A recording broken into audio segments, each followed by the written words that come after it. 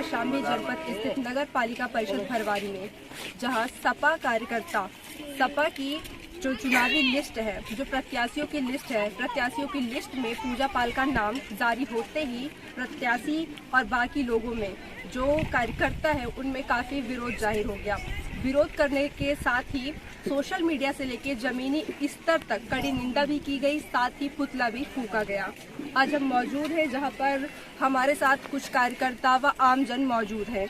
आज हम इनसे जानेंगे कि आखिर किन मुद्दों को लेकर पुतला फूंका गया, साथ ही यह भी जानेंगे कि आखिर क्या मुद्दे हैं, किन बातों को लेकर ये अपना प्रत्याशी चुनेंगे, अपना विधायक चुनेंगे।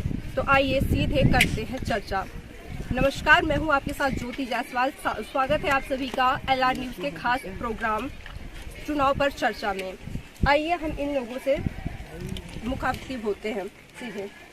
सर, आप बताएं कि किन मुद्दों को लेकर कल यहां पर पुतला फूंका गया पूजा पाल का?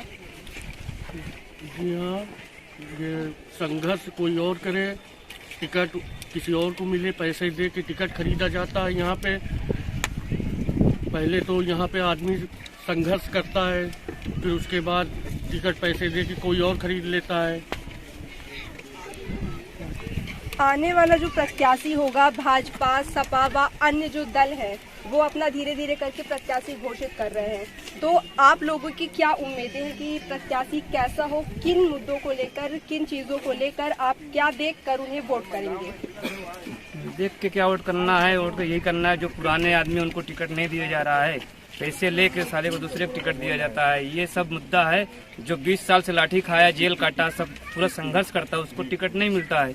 इसी का अप्रोच है, इसी में पब्लिक परेशान है कि आदमी क्या करेगा, कैसे वोट डालेगा, कैसे आगे का भविष्य देखेगा। ये सब मामलात हैं। आने वाली महंगाई भी सब बहुत बड़ा मुद्दा इसमें है।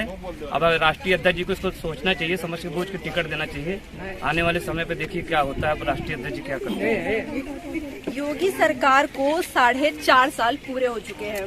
मैं जानना चाहूंगी कि आपके नगर पालिका परिषद भरवारी में कितनी सुविधाएं मिली हैं, जनता सुखी है या नहीं, जनता को किन चीजों की आवश्यकता है और अब तक वादे पूरे हुए हैं या नहीं? बोलिए, आप बोलो जो कुछ बोलना हो। टिकट के बारे में आप क्या कहेंगी? हमारे भाई को मिलना चाहिए, गुलाम हुसैन को। आज 15 साल से मेहनत कर रहे हैं, 30 साल हो गया, 30 साल से मेहनत कर रहे हैं। हमारे भाई को टिकट मिलना चाहिए। और जिसको दिया गया है टिकट, तो उसको तो कोई जनता जानती भी नहीं है, कोई नहीं जानता, कोई भी नहीं जानता। अभी उनको ये भी नहीं नॉलेज के यहाँ पे जो यहाँ से दिया गया, चाहे क्षेत्र से कितने जिले रखते हैं, उनको ये भी नहीं पता। अरे गांव में कोई नहीं जानता यहाँ पे। तो उनसे आप क्या उम्मीद रखती है, जो आने वाले प्रत्याशी होंगे वो क्या करे जनता के लिए? हमारे गुलाम हुसैन भाई को टिकट मिलना चाहिए, बस हम यही चाहते। आपके क्षेत्र में अब तक कितना विकास हुआ है, इसके बारे में आप क्या कहना चाहेंगे? अभी तक हमारे क्षेत्र में कोई नहीं विकास हुआ है, एक भी विकास नहीं हुआ है। जो भी विकास हुआ है अभी तक हमारे क्षेत्र में पहले टाउन था, टाउन एरिया का चुनाव होता था। पिछले 10 साल से टाउन एरिया का चुनाव भी बंद हो गया। संजय गुप्ता जी हैं, मनमानी करके नगर पालिका में बनवा दिया, लेकिन कोई विकास नहीं होता। हमारे छोटे छोटे गांव के जो प्रधान थे वो भी बेचारे, कुछ हमारे चैल विधानसभा से उस समाजवादी की पार्टी से राष्ट्रीय अध्यक्ष जी उस आदमी को टिकट दे जो कि 15-20 साल से 30 साल से लगातार लगा वो जुझारू तारी से गली गली प्रचार करने जाता है। मंझनपुर पूरे जिले में सबसे अच्छा प्रचार करता है, हमेशा लगा रहता है मेहनत से, दिलों से। जो पुराने प्रत्याशी है उनको मिलना चाहिए, ना कि पूजा पाल जो कि इलाहाबाद, वो इलाहाबाद के अलावा कभी इलाहाबाद में ही उनको कुछ नहीं पता सही, तो चैल का विकास क्या करने आएंगी, बताइए आप।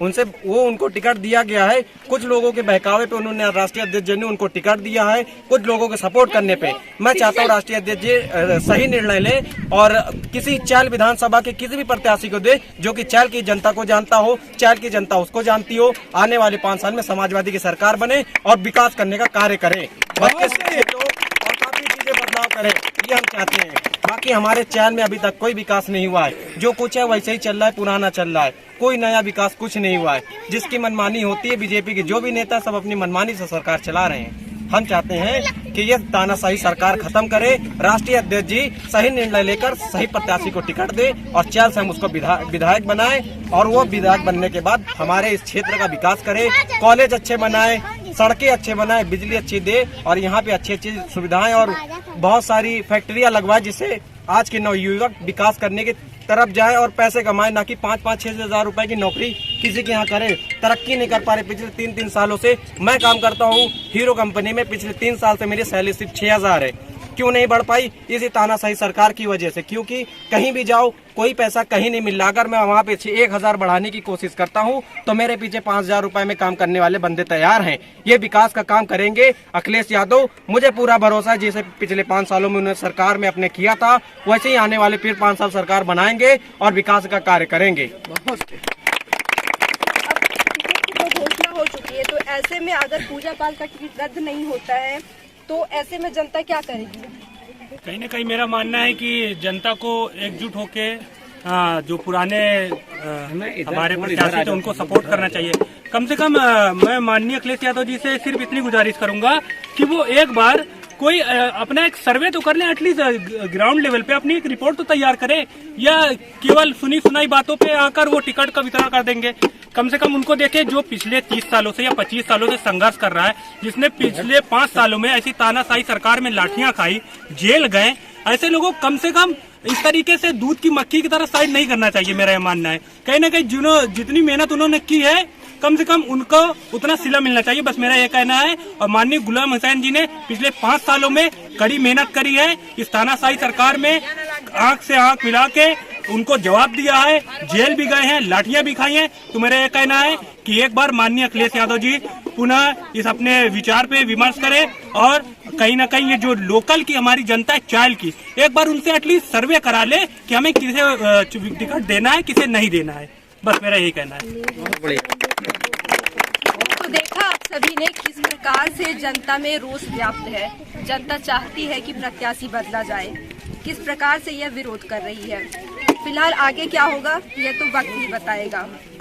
आगे भी इसी तरह से हम जनता के साथ मौजूद रहेंगे, आगे भी हम आपके साथ मौजूद रहेंगे, आपको दिखाते रहेंगे कि चुनावी मैदान में आखिर क्या चल रहा है। फिलहाल के लिए इतना ही, धन्यवाद।